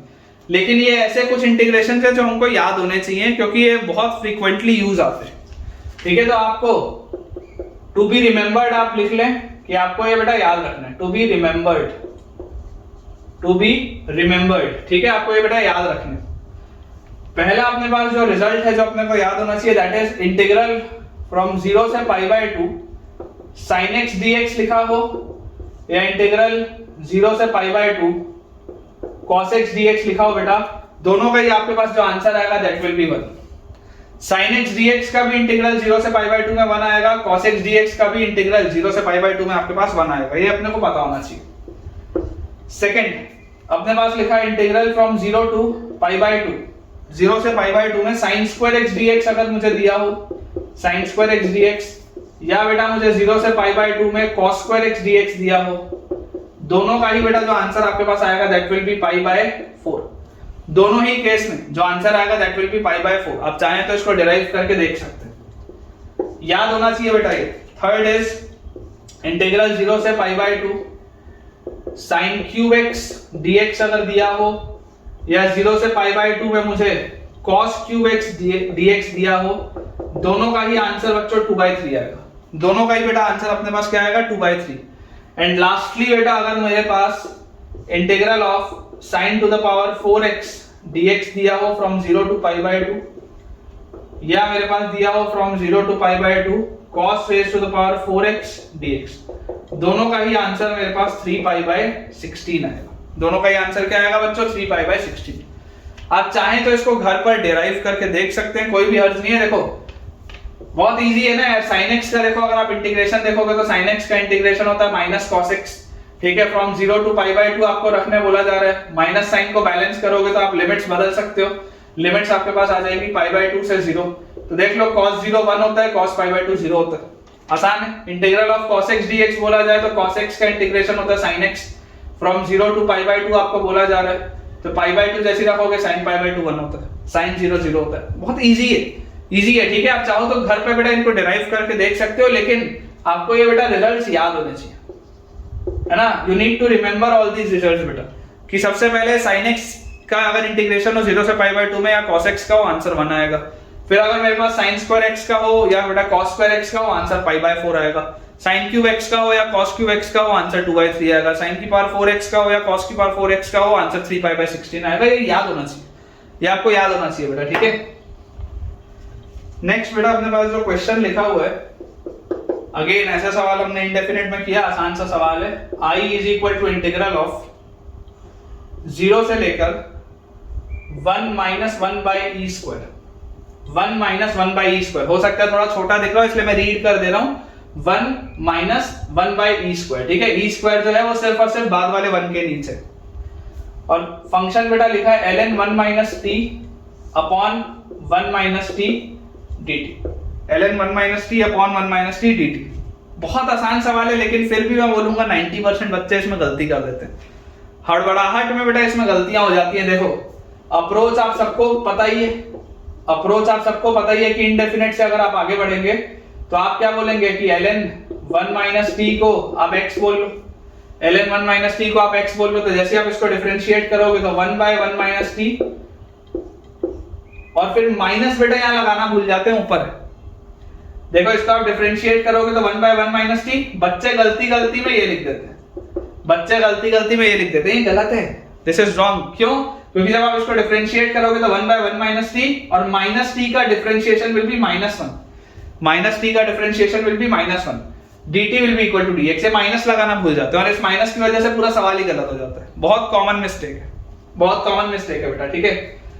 तो यार यहां से देखो आपके पास क्या आ गया, I is equal to integral, limits अभी बदलेंगे थोड़ी देर में। यहां पर आपके पास ln ऑफ 1 माइनस टी लिखा है, ln ऑफ 1 माइनस टी क्या है, x है, और उसके बाद लिखा है dt बाय 1 माइनस टी। तो यार dt बाय 1 माइनस टी तो क्या है, minus dx, dt by 1 minus t is minus dx, तो माइनस बाहर और यहां आ गया dx, dt by 1 minus t is minus dx, ठीक है। और लिमिट्स बेटा अगर आप ध्यान से देखेंगे, लिमिट्स बच्चों अगर आप ध्यान से देखेंगे तो लिमिट्स आपके पास है 0 से 1 माइनस 1 बाई ई स्क्वायर। सबसे पहले आप 0 रखो, जैसे ही आप t की जगह 0 रखोगे ln 1 आएगा विच इज 0, और उसके बाद बेटा आप रखो 1 माइनस 1 बाई ई स्क्वायर। जैसे ही आप 1 माइनस 1 बाई ई स्क्वायर रखेंगे, देखो ln 1 माइनस 1, ये 1 माइनस t की जगह 1 माइनस 1 बाई ई स्क्वायर। जैसे ही बेटा आप ये रखोगे, ये आपके पास क्या आना चाहिए, x के बराबर आना चाहिए अपर लिमिट के लिए। तो यार ये 1 माइनस 1 तो गया, माइनस माइनस प्लस हो जाएगा, तो this is ln 1 by e square, this should be equal to x, और इसको आप लिख सकते हैं e की पावर -2, और -2 बाहर आ जाएगा, ठीक है। तो यहां पर आपके पास आ जाएगा -2। ये इंपॉर्टेंट है ना, ये सब में गलतियां होती हैं, बहुत बेसिक सा बेटा कैलकुलेशन मिस्टेक हो जाता है इसमें। तो हमने ये चीज तो इंश्योर कर ली कि मैंने अगर सब्स्टिट्यूशन किया तो बेटा मैंने लिमिट्स बदल दी। अब मेरे पास लिखा है माइनस, और उसके बाद x का इंटीग्रेशन क्या होता है बेटा, x स्क्वायर बाय 2, और लिमिट्स हैं 0 से लेकर -2 तक, लिमिट्स है मेरे पास 0 से लेकर -2 तक। चाहो तो आप लिमिट्स चेंज कर दो, चाहो तो आप मत चेंज करो, अपन लिमिट्स चेंज कर देते हैं, माइनस को बेटा बैलेंस कर लेते हैं, तो आपके पास आ जाएगा फ्रॉम -2 टू 0, फ्रॉम -2 टू 0। जैसे बेटा आप इसको देखेंगे, देखो 0 रखोगे तो 0, और -2 रखोगे तो -2 का स्क्वायर 4 बाय 2, -2 जैसे रखोगे तो -2 का स्क्वायर 4 बाय 2। तो यार यहां से तो आंसर क्या आ रहा है, -2 आ रहा है, यहां से अपने पास आंसर क्या आ जा रहा है बेटा, -2 आ जाएगा, ठीक है। कॉमन मिस्टेक्स होती हैं बेटा ऐसे सवालों में, छोटा सवाल जरूर है लेकिन it is a difficult question, tricky question आप बोल सकते हो, ट्रैप वाला क्वेश्चन बोल सकते हो, इसको आप ट्रैप वाला क्वेश्चन बोल सकते हो, जिसमें आपको जो एग्जामिनर होता है वो फंसा लेता है। ऐसी जो छोटी छोटी सी चीजें ना, ये जो बारीक बारीक से पॉइंट्स हैं कि लिमिट्स बदलनी है, माइनस साइन एक आता है, इसमें बच्चा फंस जाता है, पेपर में ऐसा होता है बहुत। अगला बेटा अपने पास जो क्वेश्चन लिखा है that is integral of alpha से beta dx upon root over x minus alpha into beta minus X. एकदम स्टैंडर्ड क्वेश्चन है बेटा, ऐसा सवाल मैंने आपको इंडेफिनिट बताया, और इसमें क्या सब्स्टिट्यूशन करना होता है मैंने आपको ये बताया कि इस सवाल को अप्रोच करने का तरीका क्या होता है। यहाँ पे आप लिख लेंगे that beta is greater than alpha, ठीक है, beta is greater than alpha आप लिख सकते हैं। स्टैंडर्ड क्वेश्चन है, अप्रोच बच्चों आपको याद होना चाहिए, अगर आपको अप्रोच याद नहीं है इसका मतलब आपने इंडेफिनिट तमीज से नहीं पढ़ा। देखो दोबारा बेटा मेरे लेक्चर्स को देखो, अगर आपको अप्रोच याद नहीं है तो x is alpha cos square theta plus beta sin square theta, ठीक है, x की वैल्यू आएगी alpha cos square theta plus beta sin square theta. तो यार यहां से अगर मैं dx की बात करूं तो dx क्या आ जाएगा, alpha into cos square theta का 2 cos थीटा और cos थीटा का minus sin theta plus beta sin square theta का 2 sin थीटा sin थीटा का cos थीटा, और ये पूरी चीज इंटू d थीटा, ये आएगा अपने पास। तो dx का वैल्यू क्या आ जा रहा है, dx का वैल्यू आ जा रहा है, देखो ये 2 cos थीटा sin थीटा, ये तो sin 2 थीटा है, ये भी 2 sin थीटा cos थीटा, ये भी sin 2 थीटा है। तो यार ये मेरे पास क्या चीज आ जा रही है, ये मेरे पास आ जा रहा है बीटा माइनस अल्फा, ठीक है, देखो beta minus alpha into 2 sin theta cos theta, इसको ऐसे ही रहने दो क्योंकि कैंसिल आउट होगा, ये बात अपने को पता ही है, beta minus alpha into 2 sin theta cos theta d theta, ये आएगा आपके पास dx। सब्स्टिट्यूट बेटा अगर आप करेंगे इसमें तो आपके पास देखो आ गया इंटीग्रल ऑफ dx, dx की जगह आप लिख सकते हैं beta minus alpha into 2 sin theta cos theta d theta divided by, नीचे क्या लिखा हुआ है, root over x minus alpha, x minus alpha मतलब ये पूरी चीज, मतलब alpha cos square theta plus beta sin square theta minus alpha, x minus alpha multiplied by beta minus x, तो बीटा माइनस x मतलब minus alpha cos square theta और minus beta sine square theta. ये अपने पास लिखा है बेटा, ठीक है क्या? ये बेटा अपने पास चीज लिखी हुई है और आपके पास लिमिट्स भी बदलेंगी। तो लिमिट्स देखो, अगर आप बेटा बोलोगे जब आप x की जगह अल्फा रखोगे, जब आप बच्चों x की जगह अल्फा रखोगे तो x की जगह अल्फा रखते ही आपके पास यहां से देखो क्या आ गया, x की जगह अल्फा रखते ही आपके पास आ गया alpha is equal to alpha cos square theta plus beta sine square theta. ये आपके पास आ गया x की जगह अल्फा रखते ही, x की जगह जैसे बेटा मैंने अल्फा रखा मेरे पास आ गया alpha is equal to alpha cos square theta plus beta sine square theta. तो यार यहां से मेरे पास क्या आ जाएगा, alpha into 1 minus cos square theta is sine square theta, alpha sine square theta, alpha sine square theta is equal to beta sine square theta. ये चीज आ जाएगी अपने पास, ठीक है क्या? तो देखो बेटा यहां से बहुत इजीली आप इस बात को समझ सकते हैं कि थीटा क्या होगा, थीटा 100% जीरो होगा इस केस में। आप देखो बीटा और अल्फा में इक्वल नहीं है। बच्चे क्या करते हैं, बच्चे गलती से साइन स्क्वायर थीटा से साइन स्क्वायर थीटा काट देते हैं। आप अगर साइन स्क्वायर थीटा से साइन स्क्वायर थीटा काटोगे तो अल्फा इक्वल टू बीटा आ जाएगा, लेकिन आपको बोला जा रहा है that beta is greater than alpha. Beta और अल्फा सेम नहीं है, इसका मतलब यहां से क्या आएगा, जरूर ये जो साइन वाला फैक्टर है वो क्या होगा, जीरो होगा। साइन वाला फैक्टर क्या होगा, जीरो होगा। तो आप थीटा को यहां पर क्या रख सकते हो, जीरो रख सकते हो, लिमिट, कोई दिक्कत की बात नहीं। आप थीटा को क्या रख सकते हो, जीरो रख सकते हो, कि जरूर यही वाला फैक्टर जीरो हो रहा होगा तभी ये दोनों बराबर है। उसी लॉजिक से बेटा आप देखो यहां पर आप जैसे बोलेंगे x की जगह बीटा, तो बीटा बेटा आप जैसे रखोगे तो बीटा रखते ही आपके पास क्या आएगा, beta is equal to alpha cos square theta plus beta sine square theta. Alpha cos square theta plus beta sine square theta, ये इधर आएगा तो beta cos square theta is equal to alpha cos square theta आ रहा है। अब again अगर आप cos स्क्वायर थीटा से cos स्क्वायर थीटा काटोगे तो यार बीटा इक्वल टू अल्फा आ जाएगा, लेकिन आपको दिया हुआ है beta is greater than alpha, मतलब जरूर ये cos थीटा वाला फैक्टर जीरो हो रहा होगा। तो cos थीटा जीरो कब होता है, when theta is pi by 2। यहां पर अपने को थीटा का वेरिएशन लिखना है ना, तो when theta is pi by 2। Clear है? अगर बेटा किसी को ये चीज समझने में प्रॉब्लम आ रही है, किसी बच्चे को अगर ये चीज समझने में प्रॉब्लम आ रही है तो आप इसको ऐसे देख लीजिए। आपने देखो आपने क्या बोला, आपने x को बोला alpha cos square theta plus beta sine square theta. आपने x को यही बोला alpha cos square theta plus beta sine square theta. ये चीज मैंने आपको इंडेफिनिट में भी सोचना बताया था। आप ऐसा करो, आप alpha sine square theta add कर दो और आप alpha sine square theta subtract कर दो। तो जैसे ही आप ये करोगे तो आपके पास देखो क्या आ जाएगा, alpha cos square theta plus alpha sine square theta, ये तो अल्फा हो गया, और प्लस आपके पास आ जाएगा beta minus alpha sine square theta.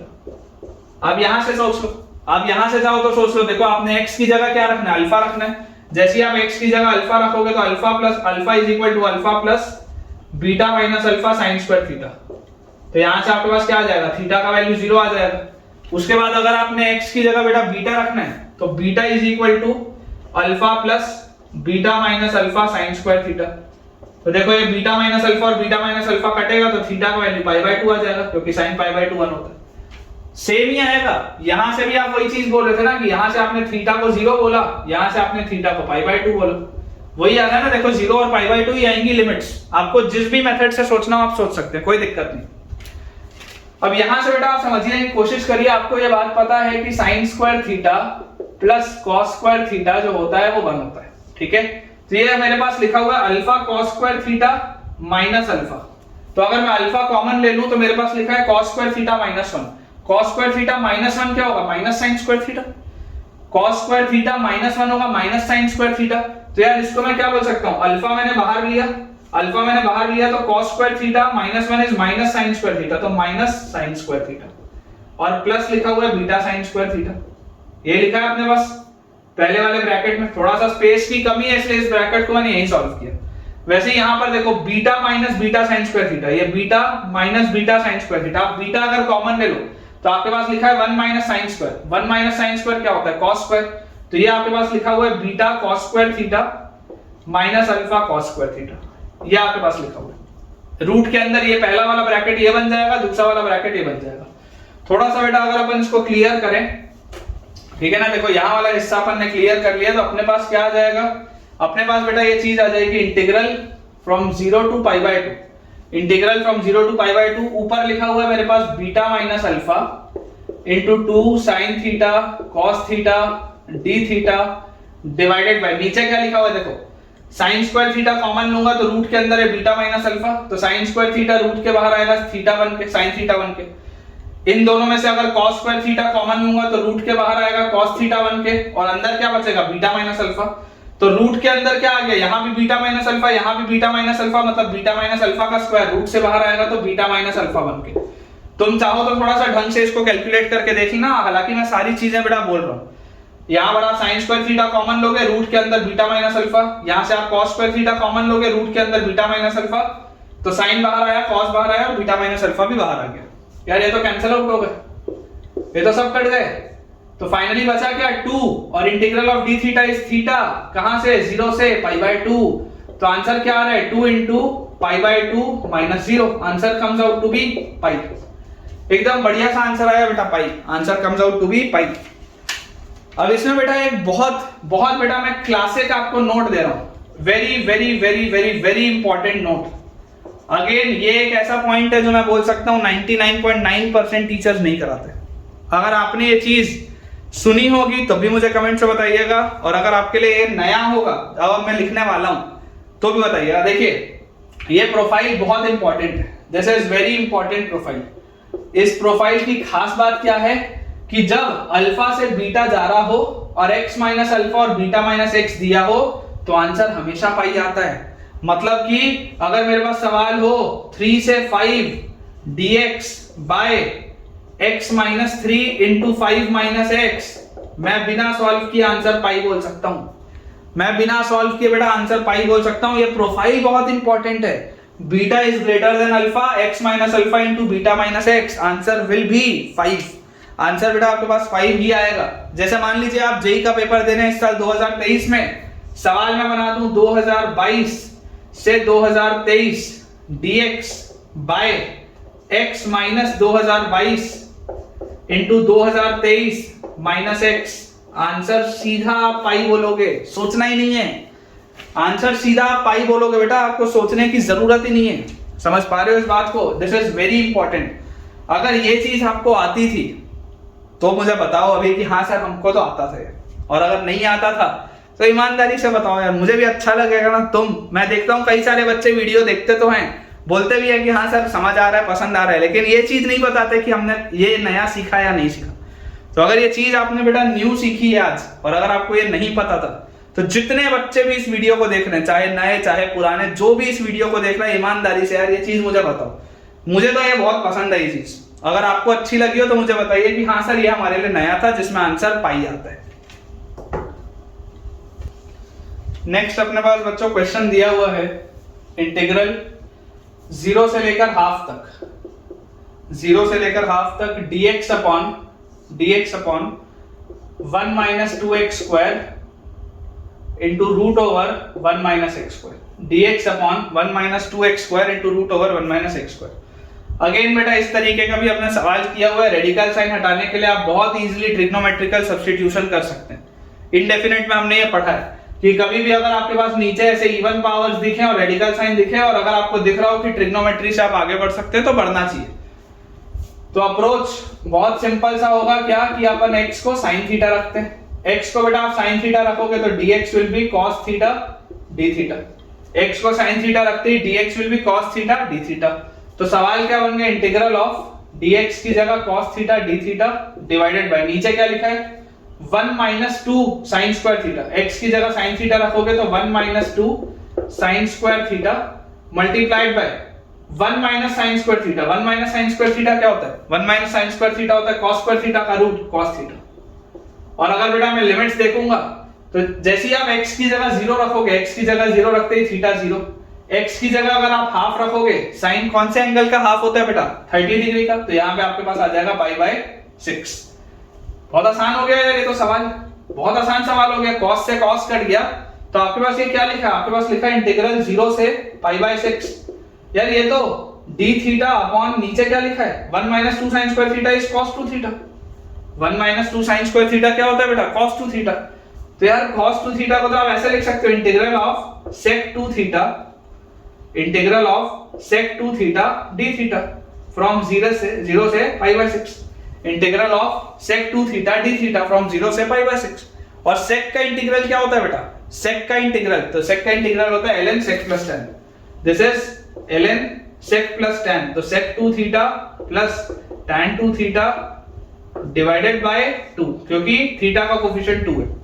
आप चाहे तो करके भी देख सकते हैं। देखो जैसे आप इसको डिफरेंशिएट करोगे नीचे sec प्लस tan आएगा, फिर ऊपर जाओगे तो sec का sec tan और उसके बाद 2 का 2, फिर tan का sec स्क्वायर और 2 का 2, तो 2 तो आ गया कॉमन जो यहाँ से कटेगा, और यहाँ पर आपके पास sec tan आया था, यहाँ पे sec स्क्वायर आया था। दोनों में से अगर आप sec बाहर निकाल लो तो sec प्लस tan और नीचे वाला आपके पास बेटा sec प्लस tan कट जाएगा, तो यही चीज आएगी। ठीक है, बहुत आसान हो गया है तो सवाल फ्रॉम 0 से π/6। तो हाफ बाहर, ब्रैकेट के अंदर क्या है, जैसे π/6 रखूंगा, π/6 रखते ही मेरे पास आ जाएगा ln sec of 2 into π/6। 2 into π/6 मतलब कितना हो जाएगा बेटा, π/3। sec of π/3 plus tan of 2 into π/6 is π/3, ये आ गया। और उसके बाद माइनस बेटा जैसे ही आप 0 रखोगे तो ln अंदर आ गया sec 0 प्लस tan 0, यही आएगा अपने पास। यार यहां से तो क्या आ गया, हाफ ln sec π/3 मतलब sec 60 इज 1 by cos 60, और cos 60 कितना होता है बेटा, cos 60 होता है हाफ, cos 60 होता है हाफ, तो sec 60 होता होगा 2। वैसे tan 60 होता है √3। और यहां पर अगर आप देखेंगे तो sec 0 तो cos 0 होता है बेटा 1, तो sec 0 भी होता है 1, और tan 0 तो 0, तो ln 1 तो 0 होता है। यार इसका आंसर तो 1/2 ln 2 + √3 आ रहा है, 1/2 ln 2 + √3, बिल्कुल सही है बेटा। ठीक है, बिल्कुल करेक्ट आंसर अपन ने निकाला है।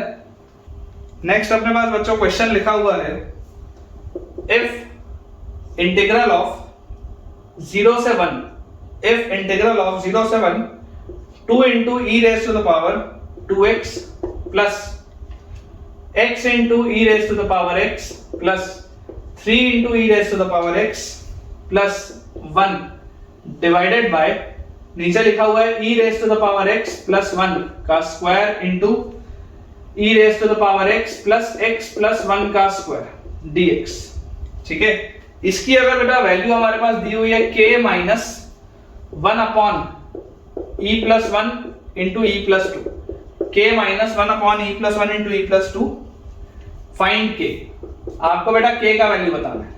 ठीक है, आपको बच्चों k का वैल्यू इसमें बताना है। देखिए अप्रोच बेटा समझने की कोशिश करिए कि जब भी ऐसा भयानक सा सवाल दिखे तो हमेशा ये एक बार थॉट जाना चाहिए कि कहीं नीचे वाले का डिफरेंशिएशन ऊपर या ऊपर वाले का डिफरेंशिएशन नीचे तो नहीं लिखा, हमेशा एक बार थॉट जाना चाहिए। तो आप बेटा देखो इसको कैसे लिख सकते हो, 0 से 1 ऊपर लिखा हुआ है 2 into e raised to the power 2x plus x into e raised to the power x plus 3 into e raised to the power x plus 1 divided by, नीचे वाली बेटा ये जो दोनों चीजें ना ऐसा करते हैं, इनको मल्टीप्लाई कर देते हैं, बड़ा पावर बाहर 2 रख देते हैं, अंदर वाली दोनों चीजों को मल्टीप्लाई कर देते हैं। इसका भी स्क्वायर है, इसका भी स्क्वायर है, पूरे का स्क्वायर कर देंगे, अंदर वाले को मल्टीप्लाई करते हैं। देखो e की पावर x और e की पावर x, e की पावर 2x, फिर e की पावर x और x, तो x into e की पावर x, फिर e की पावर x into 1, e की पावर x आएगा, फिर 1 into e की पावर x, अगेन e की पावर x आएगा, तो आपके पास आ गया प्लस 2 into e की पावर x, फिर 1 into x, x अपने पास आ जाएगा, और फिर 1 into 1 1 आएगा। ये अपने पास लिखा है बेटा, नीचे वाले का मल्टीप्लिकेशन ये लिखा हुआ है। इमेजिन करो बेटा जैसे मैं नीचे वाले को t बोलूंगा, put e raised to the power 2x plus x into e raised to the power x plus 2 into e raised to the power x plus x plus 1 is equal to t। तो इसको differentiate करो, e की power 2x का e की power 2x का 2 plus x into e की power x का x constant, e की पावर x का e की पावर x प्लस e की पावर x कांस्टेंट, x का 1 प्रोडक्ट रूल लगाया, प्लस 2 into e की पावर x का 2 into e की पावर x प्लस x का 1, ये पूरी चीज into dx dt के बराबर होना चाहिए। क्या यही लिखा है क्या ऊपर देखो, 2 into e की power 2x, x into e की पावर x, फिर ये e की पावर x और 2e की पावर x, ये 3e की पावर x और प्लस 1, और ये पूरी चीज into dx। यार यही तो dt के बराबर लिखा है। मतलब कि ये सवाल क्या हो गया, सवाल हो गया integral of dt by t। एकदम आसान सा सवाल, dt by t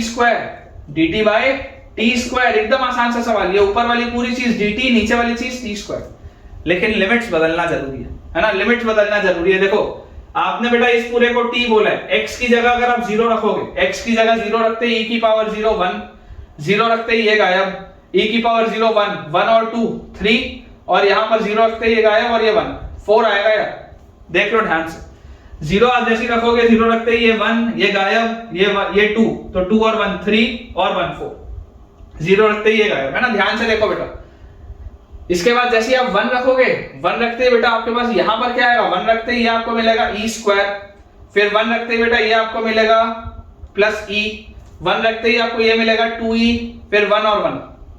तो देखो अगर मैं 1 रखूंगा तो मेरे पास आना चाहिए सबसे पहले ई स्क्वायर, 1 रखते ही ये, फिर यहां पर अगर मैं 1 रखूंगा तो e प्लस 2e, तो 3e और प्लस 2, 1 रखते ही 1 प्लस 1 2, ये अपने पास आएगा बेटा लिमिट्स।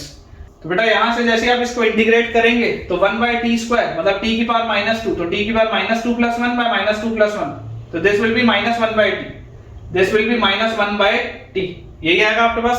और लिमिट्स आपके पास कहां है, 4 से लेकर e square plus 3e plus 2 तक। तो यार अगर आप चाहो तो माइनस साइन बैलेंस कर लो, ठीक है। तो माइनस साइन जैसे ही आप बेटा बैलेंस करोगे तो आपके पास आ जाएगा ऊपर 4 आ जाएगा और नीचे आ जाएगा e square plus 3e plus 2, और ये माइनस साइन बैलेंस हो जाएगा। तो हमारे पास आएगा 1/4 -1 by e square plus 3e plus 2, 1/4 -1 by e square plus 3e plus 2। देख लो ये दोनों का प्रोडक्ट वही तो है, e स्क्वायर प्लस e और प्लस 2e, तो प्लस 3e प्लस 2, ये लिखा हुआ है, माइनस साइन वैसे ही लगा है। k का वैल्यू क्या आता हुआ दिख रहा है बेटा, k will be equal to 1/4, k will be equal to 1/4। बहुत आसान से सवाल है। चलिए एक आखिरी बेटा अपन सवाल करते हैं, फिर आज का लेक्चर एंड करेंगे। लास्ट बेटा अपने पास क्वेश्चन लिखा हुआ है आज का, इंटीग्रल 0 से पाई बाय 2, इंटीग्रल 0 से पाई by 2 dx upon 4 plus 5 sin x, integral 0 से पाई by 2 dx upon 4 plus 5 sin x। इस तरीके के बेटा अपन ने बहुत सारे सवाल इंडेफिनेट बनाए हैं। अप्रोच क्या होता है, अप्रोच होता है बेटा कि sin x को आप हाफ एंगल में ब्रेक करते हैं। अप्रोच होता है कि sin x को आप लिखते हैं 2 tan x/2 upon 1 plus tan square x/2, ये आपका अप्रोच होता है। तो जैसे बेटा हम इस अप्रोच से आगे बढ़े तो मेरे पास आ जाएगा 0 से पाई बाय 2, ये 1 प्लस tan स्क्वायर x/2 यहाँ पे मल्टीप्लाई होगा, ऊपर आएगा। थोड़ा सा डायरेक्टली लिख रहा हूँ क्योंकि ऐसे वाले सवाल बहुत सारे इंडेफिनेट में बनाए। तो यहाँ पर बेटा ये 1 प्लस tan स्क्वायर x/2 इधर आएगा, घूम के ऊपर आएगा, और 1 प्लस tan स्क्वायर होता है sec स्क्वायर, तो this will B sec square x/2 dx upon नीचे लिखा हुआ है 4 से मल्टीप्लाई होगा ये 1 प्लस tan स्क्वायर x/2 सबसे पहले, तो 4 into 1 plus tan square x/2 और प्लस 5 into 1 sin x को आपने क्या लिखा है 2 tan x/2, तो 5 into 2 tan x/2, ये अपने पास बेटा चीज लिखी हुई है, ठीक है क्या। ये चीज अपने पास आई थी, 1 प्लस tan स्क्वायर x/2 यहाँ नीचे था, एलसीएम लिया ऊपर भी गया, तो 1 प्लस tan स्क्वायर x/2 को अपन ने कर दिया sec x/2। अब यार यहां से मुझे एक चीज समझ में आती है कि जैसे ही मैं tan ऑफ x/2 को t बोलूं तो तुरंत बेटा sec स्क्वायर x/2 और h/2 का 1/2 dx ये dt में बनना चाहिए। तो मेरे पास सवाल क्या हो गया, सवाल अब बेटा मेरे पास कन्वर्ट हो गया integral of sec square x/2 dx, sec square x/2 dx will B 2 dt divided by नीचे क्या लिखा हुआ है tan x/2 को आपने t बोला है, तो 4 into 1 plus t square, 4 into 1 plus t square plus 5 into 2 is 10t, ये बेटा अपने पास आ रहा है, ठीक है।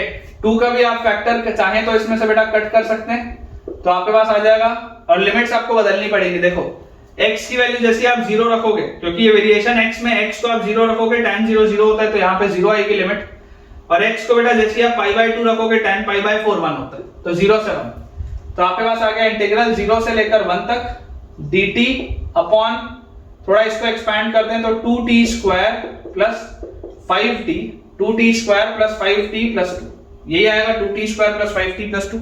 पूरे में से आप 2 भी बाहर लो, तो इंटीग्रल 0 से 1 2 आपने बाहर ले लिया, अंदर है dt upon t square plus 5/2t plus 1, t square plus 5/2t plus 1। अगर बेटा इसको मैं परफेक्ट स्क्वायर बना के अप्रोच करूं, हाफ बाहर है, इंटीग्रल है 0 से 1 dt अपॉन, देखिए आप बेटा जैसे ही इसको लिखेंगे t प्लस 5/4 का होल स्क्वायर, तो आपके पास आ जाएगा t square plus 2 into t into 5/4, तो 5/2t और प्लस 25/16, तो आपको वो माइनस करना पड़ेगा, और 1 ऑलरेडी है, तो 1 माइनस 25/16, ये आपके पास आएगा बेटा, ठीक है। तो यहां से अपने पास आ गया हाफ इंटू इंटीग्रल ऑफ 0 से लेकर 1 तक dt अपॉन नीचे बेटा क्या लिखा हुआ है t प्लस 5/4 t प्लस 5/4 का होल स्क्वायर, और ये बेटा लिखा हुआ है क्या 16 माइनस 25, 16 माइनस 25 इज -9/16, मतलब आप इसको लिख सकते हैं -3/4 का होल स्क्वायर। तो बेटा ये वाली देखो प्रोफाइल आपके पास कौन सी है, dx/x² माइनस a² की प्रोफाइल है। तो dx/x² माइनस a² क्या होता है 1/2a ln x minus a upon x plus a। तो यहाँ पर आपके पास लिखा हुआ है 1/2 बाहर पहले से, और ये आ जाएगा 1/2a, तो 1/2 into a will be 3/4, 1/2a ln mod of x minus a मतलब t plus 5/4 minus a upon x plus a। तो x प्लस a आपके पास आ जाएगा t प्लस 5/4 प्लस 3/4, ठीक है। और लिमिट्स हमारे पास है बेटा 0 से लेकर 1 तक, लिमिट्स हमारे पास है 0 से लेकर 1 तक, ठीक है ना। ये प्रोफाइल याद होनी चाहिए, dx/x² minus a² is 1/2a ln x minus a upon x plus a।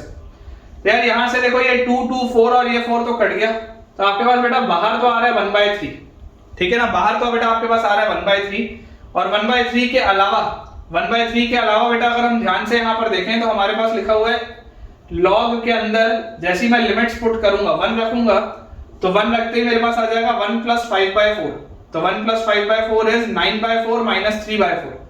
तो यार ये आ रहा है 6/4, ठीक है। थोड़ा सा डायरेक्टली लिख रहे हैं 6/4 डिवाइडेड बाय 1 यहां पर रखूंगा जैसे ही, तो 1 प्लस 5/4 9/4 प्लस 3/4 इज 12/4, ठीक है। ये आ रहा है अपने पास, और माइनस बेटा देखो क्या आ रहा है, जैसे ही आप 0 रखोगे तो 5/4 माइनस 3/4 इज 2/4, तो ln 2/4 डिवाइडेड बाय, जैसे बेटा यहां पर मैं 0 रखूंगा तो 5/4 प्लस 3/4 इज 8/4, ये चीज आ गई अपने पास।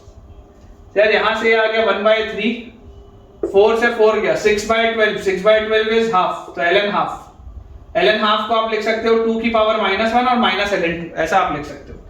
और माइनस ln 4 से 4 गया 2/8, 2/8 क्या होता है, 2/8 होता है 1/4 होता है, मतलब कि आप इसको लिख सकते हैं 4 की पावर -1, माइनस बाहर आ जाएगा इस तरीके से, ये आपके पास आ जाएगा। तो यार 4 को आप क्या लिख सकते हो, 4 को आप लिख सकते हो 2 स्क्वायर, तो ये 2 भी बाहर, तो यार ये क्या आ गया 1/3 और 2 ln 2 minus ln 2, this is ln 2, 1/3 ln 2 आ रहा है बेटा आंसर, देख लीजिए। अगर आप चाहें तो आराम से बेटा इसको चेक कर सकते हैं। देखो फंसने वाला जो स्टेप है मैं आपको बता देता हूं, एक यहां पर गलती होती है कि tan x/2 को आपको लिखना है sec² x/2, और फिर x/2 का आप डिफरेंशिएशन करना भूल जाते हैं कई सारे बच्चे, तो x/2 का करोगे तो हाफ आएगा dx = dt। तो यहां से एक फंसने वाला स्टेप होता है, ये अपन ने बाईपास कर लिया। यहां से आप सॉल्व किए, फिर हमेशा ये बोला जाता है कि जब भी नीचे वाले आप क्वाड्रेटिक को सॉल्व कर रहे होते हैं तो आप उसके लीडिंग कोफिशिएंट को 1 बनाइए। तो ये 1 बना लिया, परफेक्ट स्क्वायर बनाया, ये प्रोफाइल बना ली। dx/x² माइनस a² की प्रोफाइल, dx/x² माइनस a² क्या होता है 1/2a ln mod of x minus a upon x plus a। तो x minus a upon x plus a अपन ने लिख लिया। 0 से 1 की बेटा लिमिट्स थी, 0 से 1 से अपन ने लिमिट्स पुट कर दी। यहां से आपके पास आ गया 1/3, ये 1/3 लिखा हुआ है ln, जैसे आप 1 रखोगे तो 1 plus 5/4 is 8/4, sorry 9/4 minus 3/4, this is 6/4। फिर 1 रखते ही 9/4 प्लस 3/4 इज 12/4, और माइनस जैसे करेंगे 0 रख के तो ln, और अपने पास 0 रखते ही 5/4 माइनस 3/4 इज 2/4, और यहाँ पर 5/4 प्लस 3/4 इज 8/4। तो यार यहाँ से आप देखो 6/12 है, 6/12 को आप हाफ लिखेंगे 2 की पावर -1 और माइनस बाहर, फिर 2/8 का 1/4 लिखेंगे, 1/4 बेटा लिखते ही आपके पास 4 की पावर -1 और माइनस बाहर, तो यहाँ प्लस हो जाएगा, ठीक है। बहुत इजी सा है बेटा ये।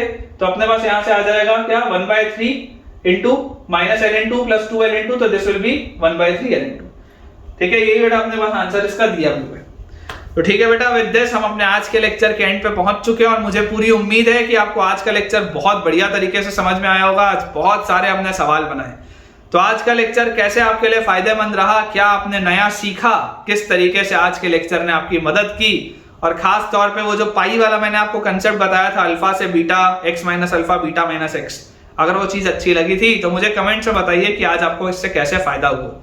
वीडियो अगर अच्छा लगा हो तो वीडियो को लाइक करना, चैनल को सब्सक्राइब करना, और अपने दोस्तों को शेयर भी करना कि यार एक्सपर्ट्स चैनल में डेफिनेट इंटीग्रेशन स्टार्ट हो चुका है, और बहुत शानदार तरीके से बेटा ये चैप्टर अपन कंप्लीट भी करेंगे। तो चलिए इसी तरीके से पढ़ाई करते रहिए बेटा। Thank you.